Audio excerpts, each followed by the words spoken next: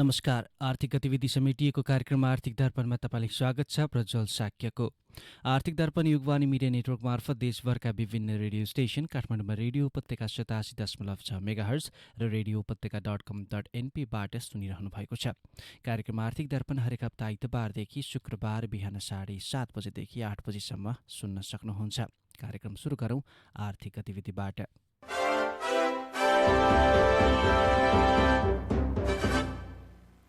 Dedicated र trunk लाइनको महसुल विवाद सुल्झाउने नेपाल विद्युत प्राधिकरणको प्रयास यो पटक पनि असफल भएको छ।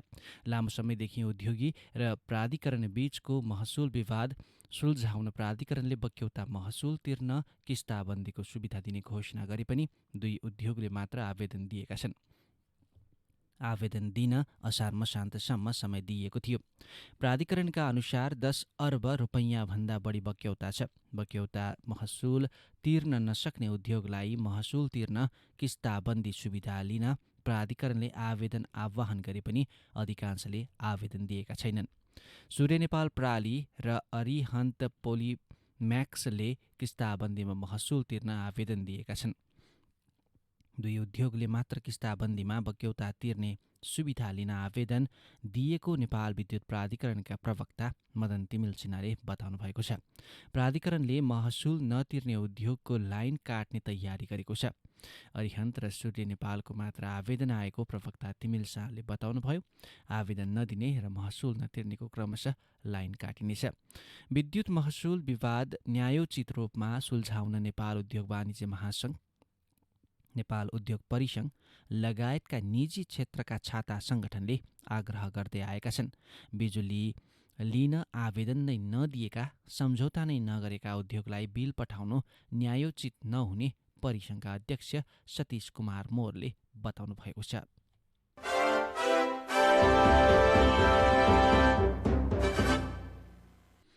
लुम्बिनी विकास कोषले प्रकाशित गरेको 3.5 अर्ब रुपैयाँको ठेक्कामा उत्पन्न विवादलाई सर्वोच्च अदालतले निरूपण गरेको छ। कोषले गत जेठ 10मा लुम्बिनी गुरु योजना अन्तर्गत सडक, ढल, बिजुली लगायत विभिन्न निर्माण कार्य गर्न 4वटा प्याकेज तयार गरी बोलपत्र प्रकाशित गरेको थियो।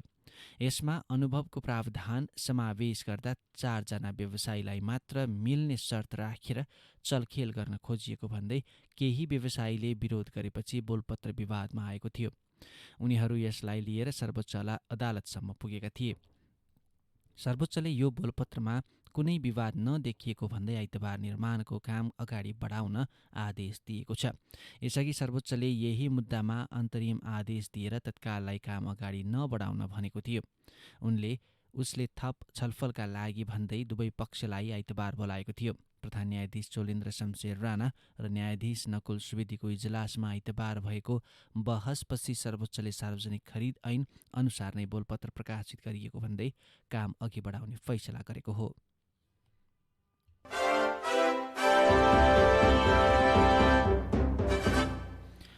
सञ्चालनमा रहेका वाणिज्य बैङ्कहरूले 1 वर्षको अवधिमा करिब 28%ले व्यवसाय वृद्धि गरेका छन्।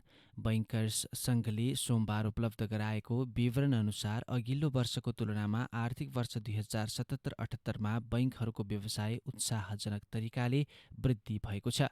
कोरोना महामारीका कारण धेरैले बैङ्कहरूको व्यवसाय वृद्धि नहुने बताइरहेको बेला उनीहरूले उत्कृष्ट नतिजा निकालेका हुन्। सङ्घका अनुसार वाणिज्य बैङ्कहरूले आर्थिक वर्ष 2077-78मा 8 खर्ब 15 अर्ब 44 करोड रुपैयाँ कर्जा प्रवाह थप गरी 37 खर्ब 20 करोड 75 लाख रुपैयाँ पुर्याएका छन्।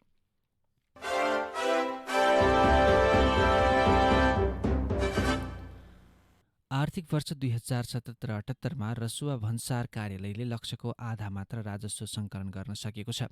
कोरोना भाइरसको कारण आयात निर्यात सहज नहुँदा लक्ष्य पूरा गर्न नसकिएको कार्यालयले जनाएको छ। भन्सार विभागले यस कार्यालयलाई पोहोर साउनदेखि यसपालि असार मसान्तसम्ममा 7 अर्ब 24 करोड 33 लाख 22 हजार राजस्व सङ्कलन गर्ने लक्ष्य दिएको छ। त्यस अवधिमा 3 अर्ब 54,27,93,000 मात्र सङ्कलन भएको छ। यो लक्ष्यको 48.9% हो। 2076 माघ यता नाकाबाट आयात निकै कम भएको छ।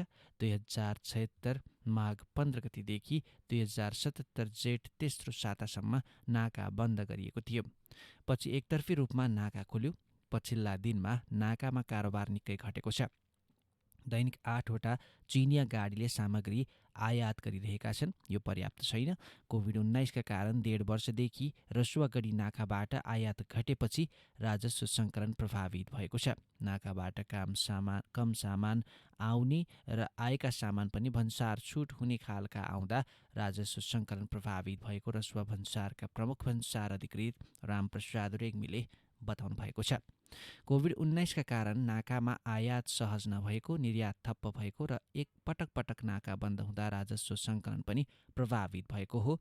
कार्यालयले आर्थिक वर्ष 2072-73 मा 74 करोड 33 लाख, आर्थिक वर्ष 73-74 मा 2 अर्ब 92 करोड 18 लाख, आर्थिक वर्ष 2074-75 मा 4 अर्ब 59 करोड 23 लाख, 2075-76 मा 10 अर्ब 60 करोड 24 लाख र गत आर्थिक वर्ष 2076-77 मा 8 अर्ब 27 लाख राजस्व सङ्कलन गरेको थियो।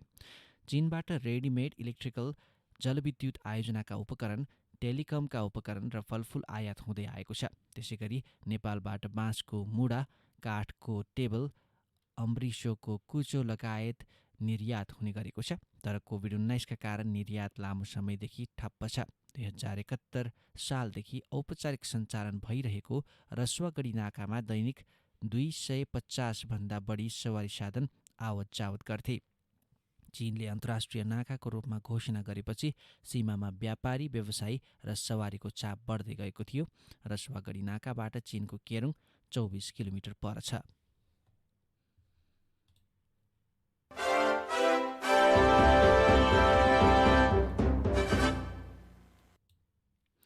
पूर्वाधार क्षेत्रमा विज्ञ र राजनीतिज्ञले पूर्वाधार परियोजनामा अनावश्यक राजनीति गर्न नहुने बताएका छन्।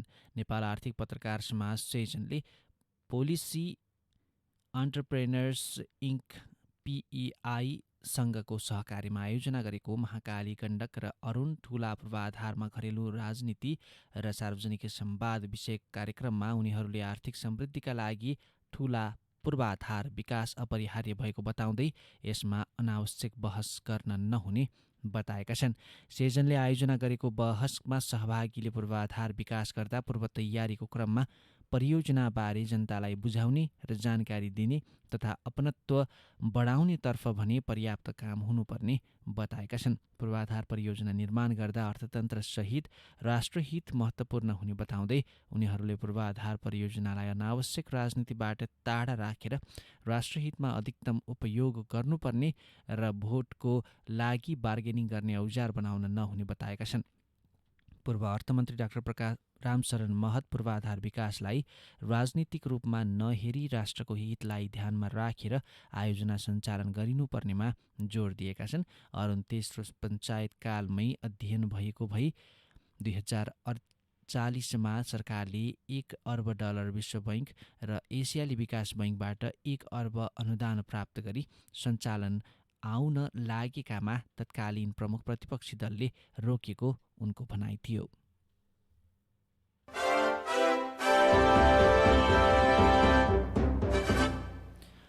औद्योगिक क्षेत्रमा लगानी क्रमशः घटिरहेको छ। सरकारले लगानी मैत्री वातावरण निर्माण गरेको दावी गरे पनि उद्योग क्षेत्रमा लगानी बढ्न सकेको छैन। सरकारले लगानी मैत्री वातावरण निर्माण गर्न लगानी सम्बन्धी नीति खुकुलो बनाएको दावी गर्दै आएको छ। विदेशी लगानी तथा प्रविधि हस्तान्तरण ऐन लगायत नीति खुकुलो बनाएर विदेशी लगानी ल्याउने सरकारको योजना खासै सफल हुन सकेको छैन। त्यस्तै निजी क्षेत्र तथा सरकारले मेक इन नेपाल स्वदेशी उत्पादन अभियान सुरु गरेका छन्।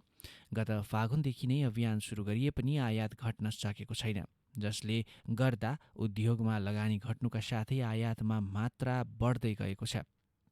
नेपालको अर्थतन्त्र आयातमुखी हुँदा उद्योग क्षेत्रमा लगानी घटेको जानकारहरू बताउँछन्।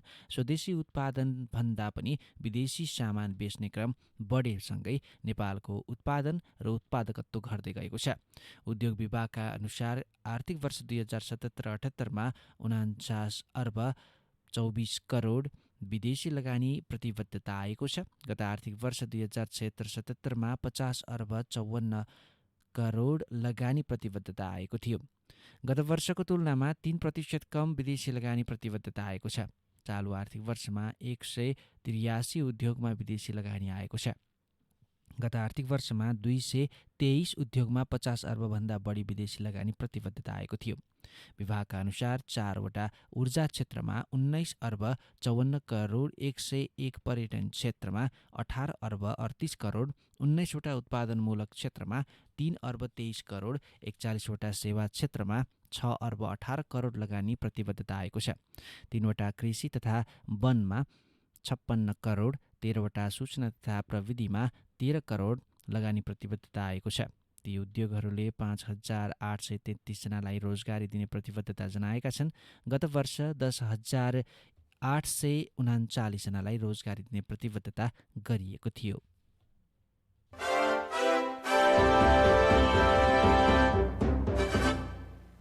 दोस्रो चरणको कोरोना भाइरसको संक्रमण पूर्ण रूपमा नियन्त्रण नहुँदै सञ्चालनमा आएको सार्वजनिक यातायातमा यात्रा गर्ने यात्रुहरूलाई झनै जोखिम भएको छ। स्वास्थ्य मापदण्ड विपरीत सीट क्षमताभन्दा बढी यात्रु राखिएर सार्वजनिक सवारी साधन सञ्चालन गरिँदा कोरोनाको जोखिम बढेको छ। विराटनगरबाट छुट्ने साना तथा ठूला सवारी साधनमा स्वास्थ्य मापदण्डको पालनामा लापरवाही गर्ने गरिएको छ, जसका कारण कोरोना संक्रमणको जोखिम बढेको छ। सवारी साधनमा मास्क र सेनिटाइजर पनि राखिएको हुँदैन। यात्रुलाई पनि मास्क र सेनिटाइजर प्रयोग अनिवार्य गरिएको छैन। यातायातका साधनमा सीट क्षमताभन्दा बढी यात्रु राखेर कुदाउने गर्दा झन जोखिम बढेको यात्रु रमेश कटुवालले बताउनु भएको छ।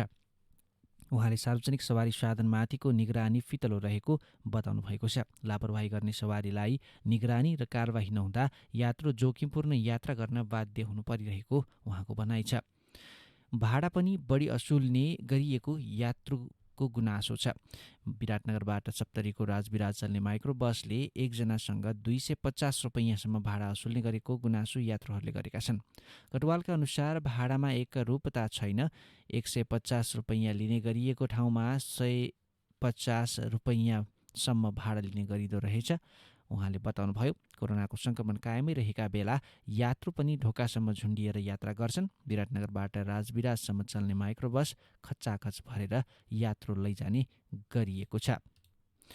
आर्थिक गतिविधि बाँकी नै छन्। आर्थिक दर्पणमा एकैछिन विश्राम।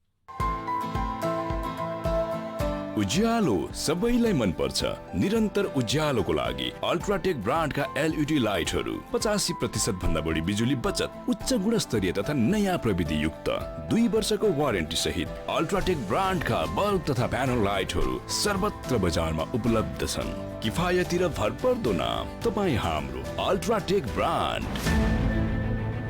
For more details, visit www.ultragroup.com.np. Phone number 014117043, 014117143. World Trade Center, 2nd floor, Tripureshwar. For dealers and distributors, 9851 000505, 9851 000505. Ultra Group.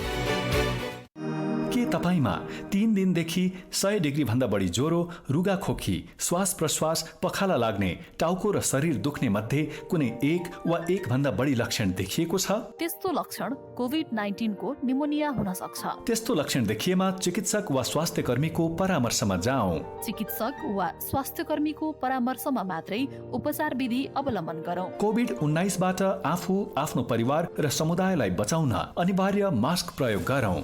सामाजिक दूरी पूर्ण रूपमा पालना गरौं। धेरै जना भेला हुने ठाउँमा आफू नजाऊ र अरूलाई पनि नजान प्रोत्साहित गरौं। मिची मिची साबुन पानीले 1 मिनेटसम्म हात धौं। आफ्नो अमूल्य जीवन डर, त्रास र चिन्तामा होइन, सावधानी अपनाएर आफू बचौं र अरूलाई रोग सार्नबाट बचाऊ। प्रदेश सरकार, आन्तरिक मामिला तथा कानुन मन्त्रालय, संचार रजिस्ट्रारको कार्यालय, बागमती प्रदेश।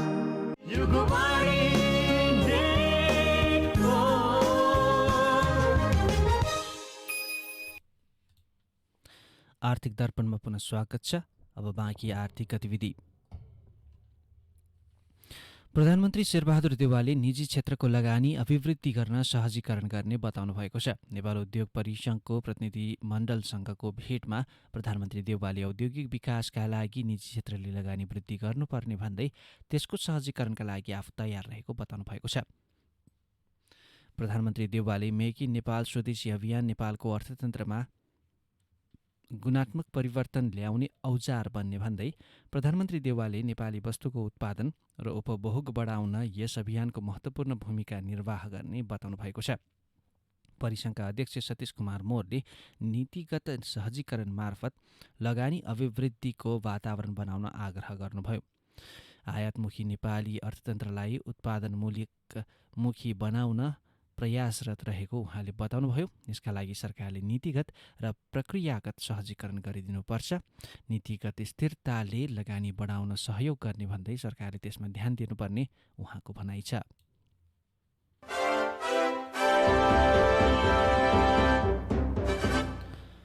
साताको दोस्रो दिनको कारोबारमा नेप्से दोहोरो अङ्कले सुधार आएको छ, तर सेन्सिटिभ इन्डेक्स झिनो अङ्कले ओह्रालो लागेको छ। सोमबार नेप्से परिसूचक 13.97 अङ्कले उकालो लागेर 2994.58 को बिन्दुमा रोकिएको छ। सेन्सिटिभ इन्डेक्स भने 0.02 अङ्कले घटेर 560.94 को बिन्दुमा रोकिएको छ।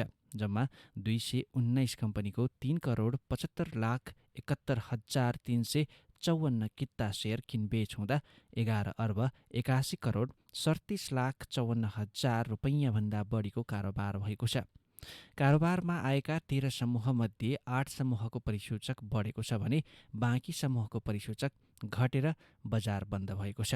सबैभन्दा बढी व्यापार समूहको परिसूचक 196.02 अङ्कले उकालो लागेको छ भने निर्जीवन बीमा समूहको परिसूचक 101.44 अङ्कले उकालो लागेको छ।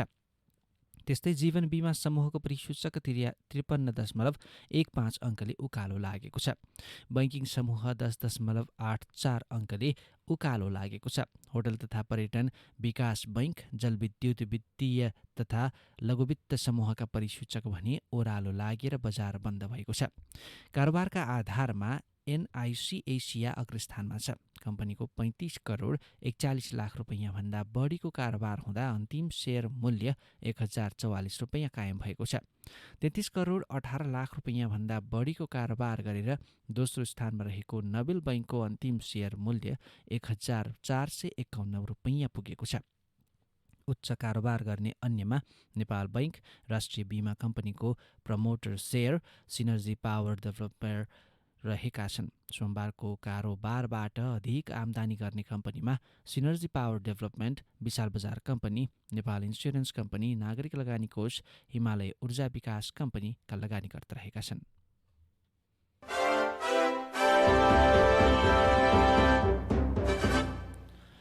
तरकारी तथा फलफुलमा हुने विषादीको अवशेष परीक्षण गर्न प्रदेश सरकारले विराटनगरमा स्थापना गरेको विषादी अवशेष द्रुत विश्लेषण प्रयोगशाला प्रयोगहीन भएको छ। प्रदेश सरकारले सञ्चालन गरेको सो प्रयोगशालालाई सङ्घीय सरकारले स्वीकृति नदिँदा प्रयोगविहीन बनेको हो। विराटनगर स्थित बाली संरक्षण प्रयोगशालामा तरकारी तथा फलफुलमा पाइने विषादी परीक्षण गर्न विषादी अवशेष द्रुत विश्लेषण प्रयोगशाला प्रदेश सरकारले 2076 असार 23 गतिदेखि सञ्चालनमा ल्याएको थियो। भारतसहित अन्य मुलुकबाट आयात हुने र स्वदेशमा नै उत्पादन हुने तरकारी तथा फलफुलमा रहेको विषादीको अवशेष परीक्षण गर्न विषादी अवशेष द्रुत विश्लेषण प्रयोगशाला प्रदेश सरकारले 25 लाखको लगानीमा सञ्चालनमा ल्याएको थियो। प्रदेश 1 को भूमि व्यवस्था, कृषि तथा सहकारी मन्त्रालयले तरकारी तथा फलफुलमा पाइने विषादी परीक्षण गर्न सञ्चालन गरेको सो प्रयोगशाला सञ्चालनमा आएदेखि नै विराटनगर भन्सार कार्यालय रानीले मान्यता दिएको थिएन।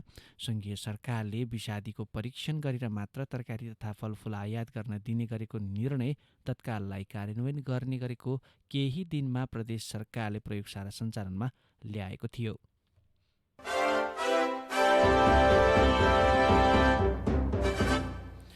सरकारले वैदेशिक रोजगारीमा जाने नेपाली श्रमिकलाई प्राथमिकतामा राखेर गन्तव्य देशले मान्यता दिएको जोन्सन एन्ड जोन्सनको कोरोना विरुद्धको खोप दिन सुरु गरेको छ। श्रम गन्तव्य देशले कोरोना विरुद्धको खोपलाई अनिवार्य गरेपछि सरकारले वैदेशिक रोजगारीमा जाने श्रमिकलाई प्राथमिकताका आधारमा आइतबारबाट काठमाडौँ बाँसबारी स्थित शहीद गङ्गालाल हृदय केन्द्रबाट खोप दिन सुरु गरेको हो। एक पटक मात्रै लगाए पुग्ने अमेरिकाबाट ल्याइएको जोन्सन एन्ड जोन्सन खोप धेरै रोजगारदाता देशले मान्यता दिएको भन्दै श्रम रोजगार तथा सामाजिक सुरक्षा मन्त्रालय र वैदेशिक रोजगार व्यवसाय कम्पनीले कोभिड-19 सङ्कट व्यवस्थापन केन्द्र CCMCलाई अनुरोध गरेका थिए। अधिकांश देशले अमेरिकी कम्पनीले उत्पादन गरेको जोन्सन एन्ड जोन्सन खोपलाई मान्यता दिएको र विदेशीले श्रमिकले एकपटक लगाए मात्र हुने भएपछि सोमबारदेखि गङ्गालाल अस्पतालमा भिसा लाएर रोजगारीमा जाने अन्तिम तयारी गरेका श्रमिकलाई प्राथमिकताका आधारमा खोप दिन थालेको छ।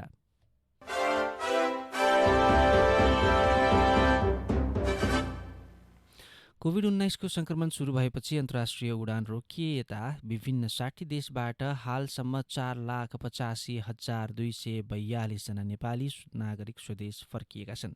कोभिड-19 संक्रमण व्यवस्थापन केन्द्र CCMC का अनुसार गत 2077 असारदेखि 2078 साउन 4 सम्म विदेशबाट कोरोनाले रोजगारी गुमाएका र अन्य कारणले त्यो संख्याका नेपाली स्वदेश फर्किएका हुन्।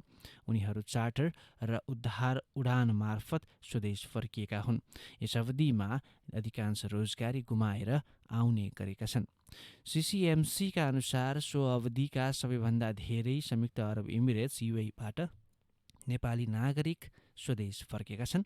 सो मुलुकबाट यस अवधिमा 1,46,158 नेपाली स्वदेश फर्केका हुन्। यसैगरी कतारबाट 1,15,748, मलेसियाबाट 51,168 तथा साउदी अरबबाट 44,672, कुवेतबाट 24,896 र ओमानबाट 6,178 जना स्वदेश फर्किएका छन्।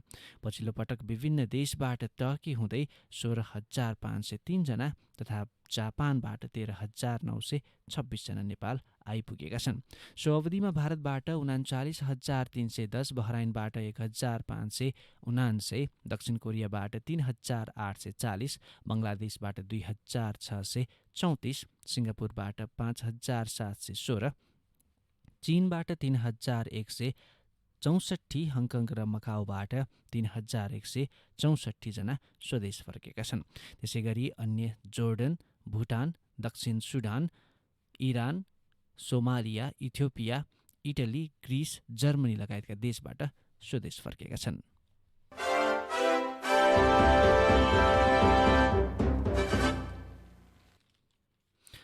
5 वर्ष अघि भारतले लगाएको एन्टी डपिङ शुल्कका कारण नेपाली जुट उद्योग धराशायी बन्दै गएका छन्। यही शुल्ककै कारण नेपाली जुटका तयारी वस्तुले भारत र बङ्गलादेशी उत्पादनसँग प्रतिस्पर्धा गर्न नसक्दा निकासी प्रभावित भएको उद्योगीहरूको गुनासो छ। 85 वर्ष अघि विराटनगर जुट उद्योग स्थापना भएपछि नेपाली जुटका तयारी वस्तु भारत निकासी हुँदै आएका छन्। हाल सञ्चालनमा रहेका यहाँका आधा दर्जन उद्योगले भारत र बङ्गलादेशबाट कच्चा जुट आयात गरेर तयारी वस्तु भारत निकासी गर्दै आएका छन्। भारतीय बजारमा प्रतिस्पर्धा गर्न नसक्दा सुनसरी, मोरङ औद्योगिक क्षेत्रमा स्थापना भएका 11 मध्ये 5 जुट उद्योग बन्द भइसकेका छन्। नेपाल र बङ्गलादेशले जुटका तयारी वस्तु भारत निकासी गर्छन्। भारतले बङ्गलादेशका 30 मध्ये 16वटा जुट उद्योगले निकासी गर्ने जुटमा एन्टी डपिङ लगाएको छैन। नेपालका 6वटै उद्योगले निकासी गर्ने तयारी वस्तुमा उद्योगै पिच्छे फरक एन्टी डपिङ शुल्क लगाउँदा यहाँका उद्योग धराशायी भएको नेपाल जुट उद्योग सङ्घका अध्यक्ष राजकुमार गोल्छाले बताउनु भएको छ। उहाँका रघुपति अरिहन्त बाबा स्वस्तिक, नेपाल जुट र चन्द्रशिव जुट उद्योगले बोरा, धागो, होसियन, सेकिङ र टर्बाइन यार्न निकासी गर्दै आएका छन्। ती तयारी वस्तुमा भारतले 3 देखि 4% सम्म एन्टी डपिङ शुल्क लगाउँदै आएकाले नेपाली उत्पादनले भारतीय बजारमा प्रतिस्पर्धा गर्न नसक्दा उद्योग नै बन्द हुने अवस्था सिर्जना भएको गोल्छाले बताउनु भएको छ।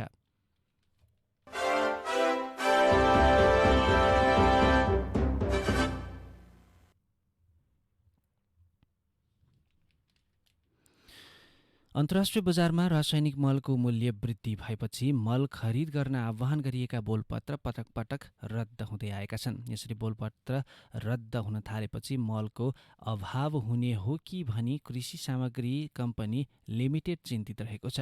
कम्पनीसँग लगभग साउनसम्म पुग्ने मल मौज्यात छ। त्यसपछि किसानलाई कहाँबाट मल दिने चिन्ता एकातिर थपिएको छ भने अर्कोतिर मल खरिदका लागि गरिएको बोलपत्र 4 महिनादेखि रद्द हुँदै आइरहेको छ। कम्पनीका प्रमुख नेत्र भण्डारीले हालसम्म 13 पटक बोलपत्र रद्द भएको जानकारी दिनुभएको छ। उहाँका अनुसार बाहिरबाट आउनुपर्ने सबै मल आइसकेको र वितरण भइसकेको छ, तर आगामी दिनमा मल व्यवस्था गर्न खरिदका लागि बोलपत्र आह्वान गर्दा पटक पटक रद्द भइरहेको छ।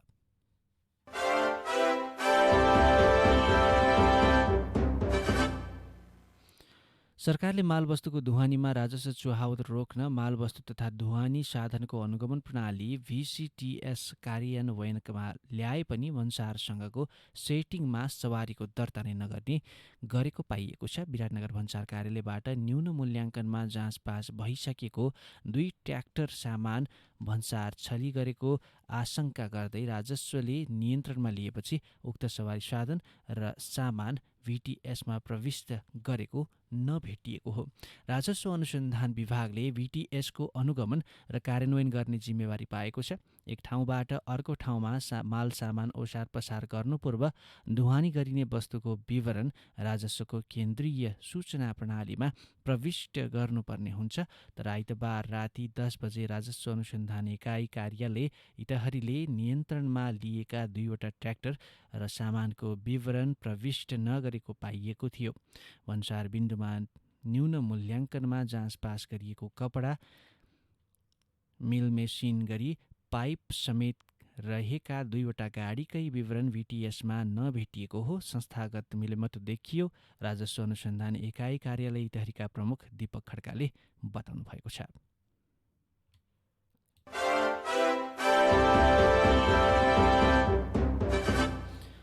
वीरगञ्ज भन्सार कार्यालयले लगातार 6 आर्थिक वर्षमा लक्ष्य अनुसारको राजस्व सङ्कलन गर्न सकेको छैन। आर्थिक वर्ष 2072-73 देखि 2077-78सम्म लक्ष्य अनुरूपको प्रगति गर्न असफल भएको हो। वीरगञ्ज भन्सार कार्यालयको तथ्याङ्क अनुसार भन्सार विभागले वीरगञ्ज भन्सार कार्यालयलाई आर्थिक वर्ष 2077-78का लागि 1,70,70,57,45,000 राजस्व सङ्कलन गर्ने लक्ष्य दिएकोमा लक्ष्यभन्दा 71,04,44,000 रुपैयाँ कम राजस्व सङ्कलन गरेको छ।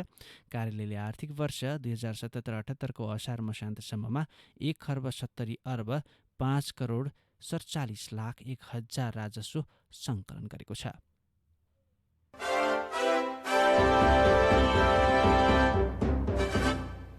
यिनै सामग्रीसँगै हामी कार्यक्रमको अन्तिममा आइपुगेका छौँ। आर्थिक दर्पणमा आज हामीले विभिन्न आर्थिक गतिविधि सुनायौँ।